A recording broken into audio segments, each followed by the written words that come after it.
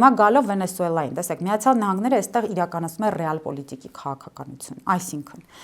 դեռ Պանամայի հետ կապված կհիշեք այն զարգացումները, Պանամայի ջրանցքի հետ կապված, երբ Միացյալ Նահանգները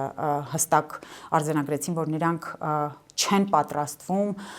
տանել իրենց անմիջական հարևանների կողմից, Լատինական Ամերիկայի երկրների կողմից իրենց հակառակորդների, այսպես ասած, ներգրավումը մայրցամաքում կամ նրանց ուժեղացումը իրենց թիկունքում եւ պարտադրեցին Պանամային, որ այսպես իրենց ապացույցներ ներկայացնի, որ այն Հոնկոնգում գրանցված ընկերությունները, որոնք Պանամայի ջրանցքի երկու հատվածներում էլ կային,